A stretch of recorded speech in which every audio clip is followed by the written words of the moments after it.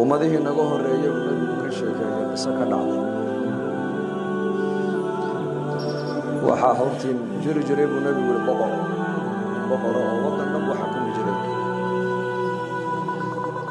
waxa una ahaa ninkaasi saaxir buu lahaa saaxir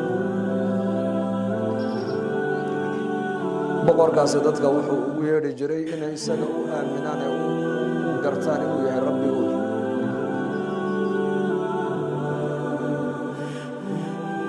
waxaa dhacday markaa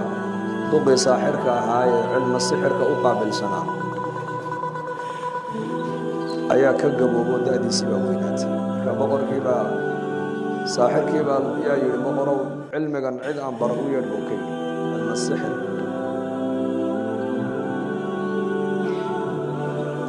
inan yar buu markaa boqorku u doortay inuu cilmiga uu ka soo barto odaygaa saaxirka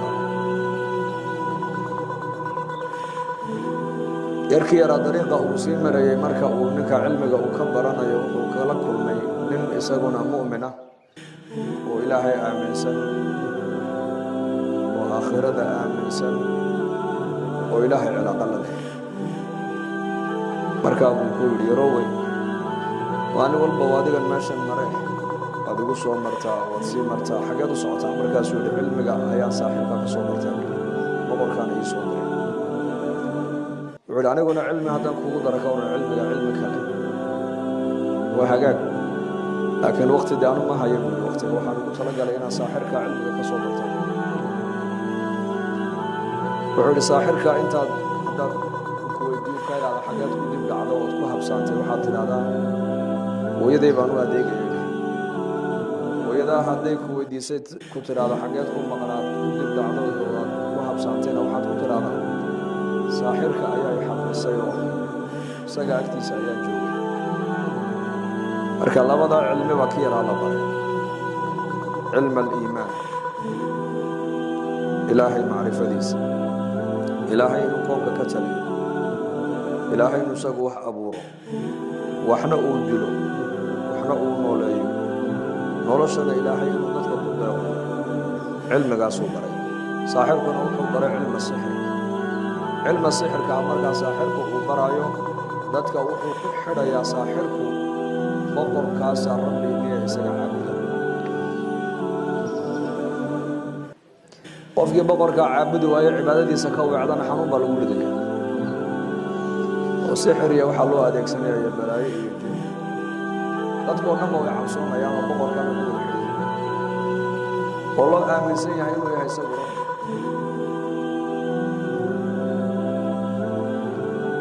dariiqii yarka yar uu mari jiray maalin maalmaha ka mid a ayuu arkay dad fara badan dad aad u fara badan oo waddadii dhooba markaasuu dadkii ku yidhi maxayna dhigay waddada waxay idhaahdeen daabad dadka cunaysaa dariiqii fadhiisatay deedna meela ka marna ma hayso yarkii yaraa wuxuu yidhi labada cilma sixirka uu saaxirku ibaraayay iyo cilm aliimaanka uu ninka raahibka suufigu ibaraayay ka ilaahay tabaaraka wa tacaala uu jecel yahay ilaahay uu aqbalo ee ilaahay agtiisa laga yaqaano maanta jarrabayaa dhagax intuu qaaday buu daabad markaa waa daabad dadka cunaysa ama waa libaax ama waa cankaas wuxuu yidhi magaca ilaahay baa ku galay buu yidhi dhagaxaasi daabaday magaca ilaahay ku dhif dhagaxii yaraa markuu ku dhiftay libaaxii uu dhintay ilaan dhagaxan waxaa lagu tuuray ilaahay magaciisa bismi illaahi baa lagu galay dadkii oo dhan dariiqii bay mareen ka yaraa uu soo socday ninka raahibka suufiga ee muuminka ahaa buu u yimiday markaa buu ku yidhi cilmigaad adigu ibaraysay ba xaq ah cilmiga saaxirku baatil ku oo kama jiraan markaa ninkii baa yidhi haddaba aniga maanta adaa iga fadli badan waayo karaama ayaad aragta karaamad aaya ilaahay ku tusay aaya oo gargaarka ilaahay baad ishaada ku aragtee laakiin waa lagu imtixaami doonaaye anigana hay soo sheegin adiguna adkaysan saaxirkii weynaa baa dhintay halkii saaxirku uu fadhin jiray buu yarkii yaraa uu fadhiistay laakiin dadka sixirka u adeegsan maaye kursigu waa kursigii saaxirka weeyaan u fadhiisan jiray laakiin shaksiga fadhiistay waa shaksi mu'min oo ilaahay aaminsan mu'min billaah لأن مركز جليس الملك نن oday ahaayo ragii boqorka ag fadhiisan jiray nin kamid ah ayaa indhabeelo araggiiba ka tegey deedna markaa boqorkiiba ku yidhi yarkii yaraa saaxiibkiiba ku soo dawaynaye orodo maaragtay boqorka ikaa soo diray ku dheh qaraabadiisii baa ninka intay gacanta qabteen ba yarkii u geeyeen markii loo soo geliyey buu yidhi boqorka ikaa soo diree araggiibaa iga tegey aragga ii soo celi markaa yarkii baa ku yidhi anu aragga ma qaado mana soo celiyo aragga anu ma qaado mana soo celi oo aragga ayaa qaado ayaana soo celin karaa kaas waa allah allah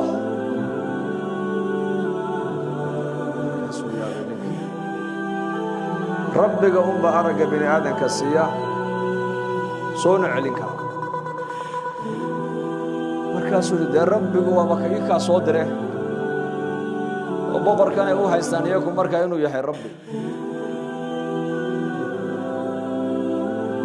deedna markaasuu ku yidhi shardi buu ku xidhay marka anu ilaahay baan kuu baryey inuu ilaahay aragga kuu soo celiyo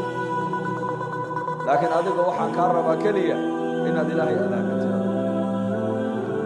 qof bini aadan oo araggii ka maqanyo iimaan lagu xidhay ka warrama islaamnimo lagu xidhay ayaali mise u diidi yaa yaali shahaadatayn shahaadadii ku baray hortiisa shahaadat alxamd yarkii yaraa ilaahay buu u baryey deedna ilaahay araggii buu u soo celiyey ninkii oo lugihiisa ku socdaa boqorkii u yimiday boqorkii baa ku yidhi man radda calayka basaraka ayaa araggii kuu soo celiyey markaasuu yidhi rabbi rabbigayba aragga ii soo ceshay markaasuu yidhi awalaka rabbun khayri rabbi anigaan ahayn adigu maad samaysatood leedahay markaasuu yidhi haa rabbii wa rabbuka allah rabbigay iyo rabbigaagu waa kuma waa keede allah ma odhan karaysin allah allah waa la qabtay diinta la timide ka noqo kama noqonaya buu yidhi waa la dilay yarkii baa la soo qabtay boqorkii baa ciidan u diro waa la soo qabtay waxaa lagu yidhi cilmigan ayaa ku baray sheeg cilmiga saaxirka maahe ile saaxirku dadka ninkan uu ku xidhi jiray boqorka yarkanna dadka wuxuu ku xidhayaa ayuu ku xidhayaa ilaahay buu ku xidhaya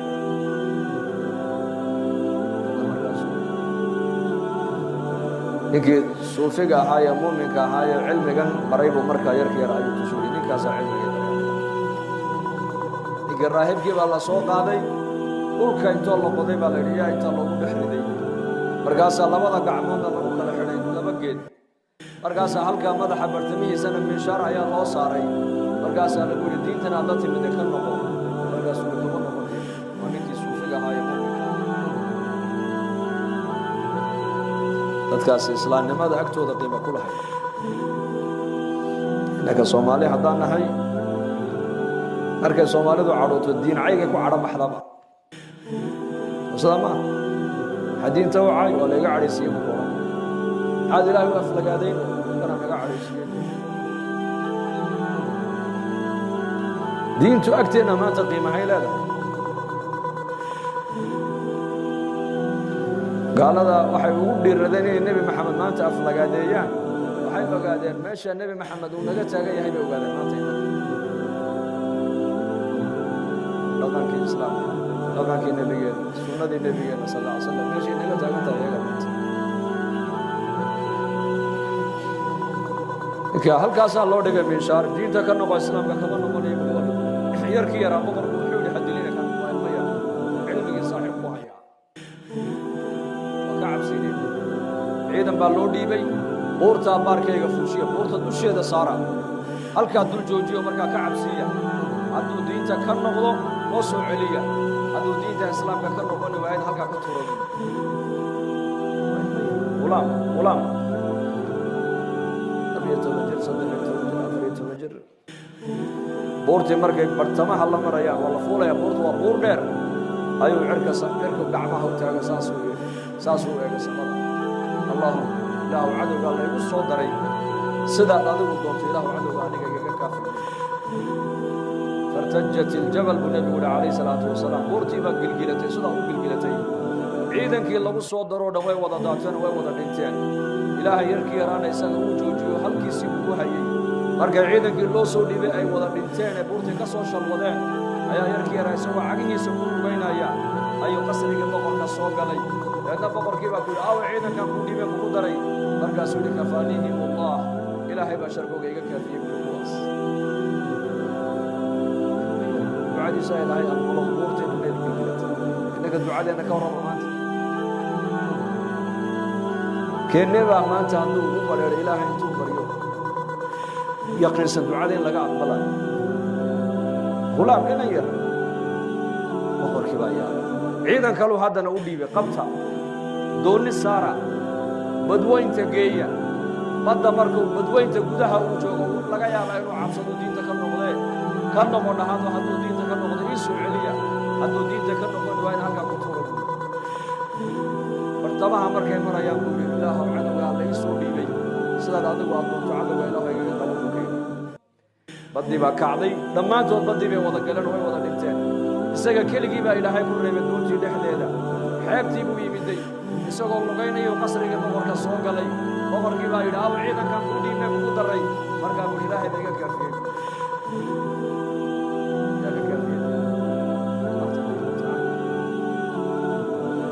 sidaa innaka dhallinyaradenu ilaahay may ugu xidhan yihiin maanta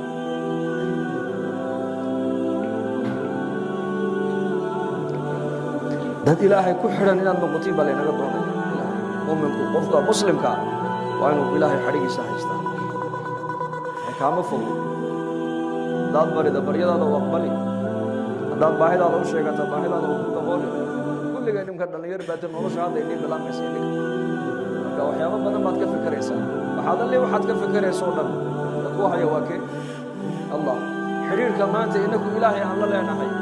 intuu leeyahay xidhiirkaasi iyo xidhiirka moobeelka aan la leenahay gabada inta qur-aanka akhriyeenaa badan maysa intaan moobeelka eegan danaheenii baan xataa garan lahaa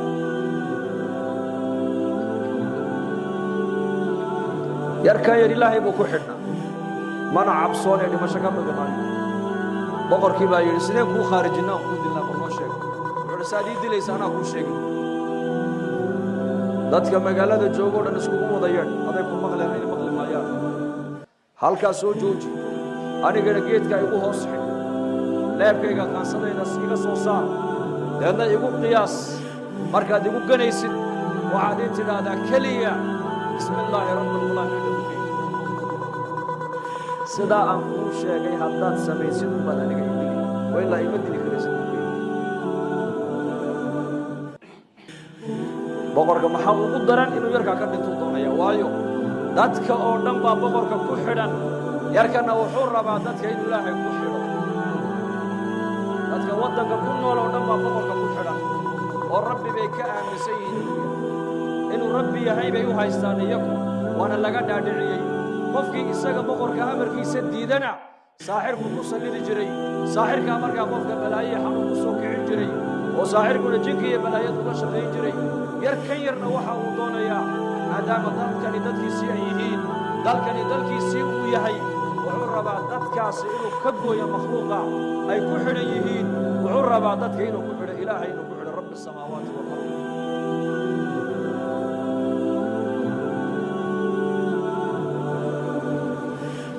sidii buu yeelay boqorku ila inuu ka dhintuu rabaaye dadkao dhan baa laiskugu yeedhay hal qof magaaladii laguma reebin yarkii yaraana meel baa lagu xidhay laabiya qaansadiisii baa laga soo saaray markii lagu ganayeyna ereygii uu dalbaday baa loo yidhi ee ahaa bismi illaahi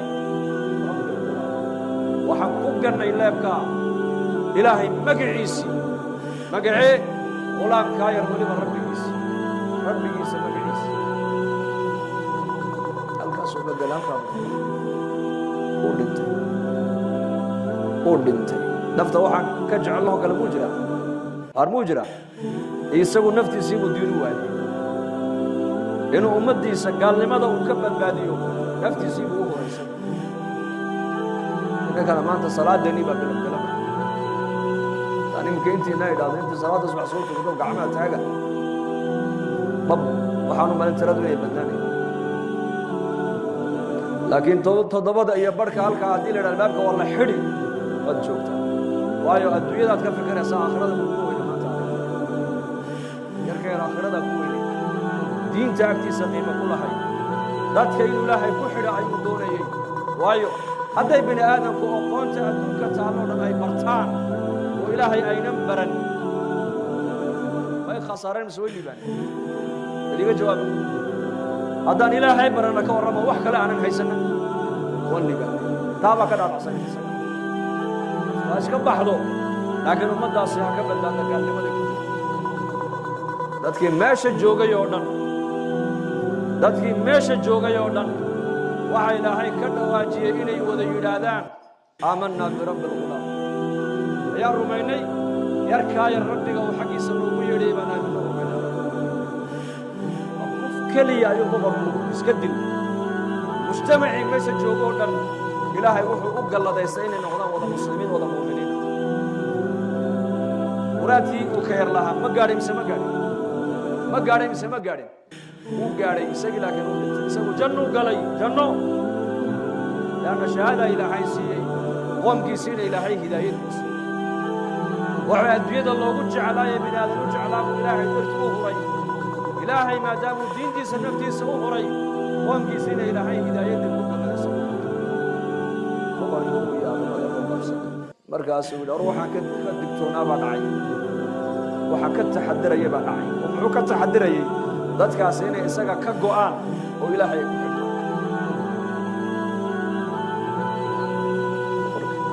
markaasi askartii baa ku tiri waan haynaa dadka qofba kama bixi karo dhulkaan jeexaynaa saliid baan ku karkarinaynaa kulul qof kasta waan dul joojinaynaa qofkii diinta islaamka ka noqdana waan ka tallaabinaynaa qofkii diinta islaamka ku adkaystana waan ku ridaynaa qof bini aadan oo lagu tumayo qof kasta waa la keenaa ka noqo diinta islaamka kama noqonayo waa lagu tumaa qutila asxaabu الأخدود النار ذات الوقود إذ هم عليها قعود وهم على ما يفعلون بالمؤمنين شهود وما نقموا منهم إلا أن يؤمنوا بالله العزيز الحميد سورة داسوية تفسير كي سورة البروج حديث السورة شرحية qof kasta la keena ka noqo diintaada aamintay may kama noqonayo buu leeyahay rabbigay aaminaadaan aaminay ka noqon maayo waa lagu tuura markaas waa saliid karkaraysa qofka lagu tuuro dub iyo laf uu kala baxaya islaan waxaa la keenay ilmaheygii nuujinaysa buu nebigu yidhi calayhi salaatu wasalaam markaasaa lagu yidhi ka noqo diintan aad aamintay iyo rabbigan aad aamintay ka noqo kama noqonaya bay tidhi markaasaa hay ku dhac markii dabkii isku taagtay ololkii nafteeda uma cabsane baa la yidhi waxay u cabsatay ilmaheega naaska ay nuujinayso ilmihii yaraa naasku nuugayay miskiin waxa meesha ka dhacaya war uma haya isaga waa ilmo yar intuu ka qaaday afkii buu eegay hooyadii markaasuu hooyo xaq baad ku taagantahay ku dhacbo ilmuhu goorma hadalka bilaaba 2 sano markii la qaaday hadda kan uu nuugayaaba naaska yurdic سجي أمه المركلية كقادم الهويو حقبت كتاجنت كلام فسريت وحيدا يركاير النفتي سأهري دين تدرادين تطبات تنكون أقوم كيسا أيا سبب دي سدين إسلام ومسوم الشيء بصدر وحا مصوت هذا يا وانا أقول رير عليه هذا مسلم إنه وحب الدلال لدونا يا بس إلا بدو مجتمع مانتا إسلامك مالك استأدوية أي جوغان ما وحبان بدلون عالمك كسوكر لني ودغنك إسلام هنا دونك كفي ذنو إنك هاتتك بدل لي بس إنك هالي بدل لي أريال بدل بشيك لأن يرد إن مقالة هرقيسة كسوقات هرقيسة جبوتي واسكو مدبان هاي داد عاد وقالا إنه ميمن حدنا لأن يرد إني داوشد عيشا شدن ay ka daawanayaan dhaqanka gaalada miyaan ku saamownay mise dhaqankeennii bay gaalada intay daawadeen ina ka bedelay mid baa yidhi maryahan bisha dhaqan waxaad wacdiga ku dartaan dhallinyaradii dhafoorraday xiirteen kala hadla waxaa yidhi kuwa magaalada anu lama wayaama waayo geel jiro waxaan arkay dhafoorka xiiran maanta maxaa kale marka magaalada markaa geel jiri baa dhafoorka xiiran marka walaalayaal wiilashayda la daatiyeyna waxaan ilaahay muslimku waa inuu wax bedelo weeyaan ila bedelo maaha barashadana ku dadaala waan u baahanahay in wax la barto in qofka muslimku dhakhtar noqdo inuu injineer noqdo inuu professor noqdo inuu mutacallim noqdo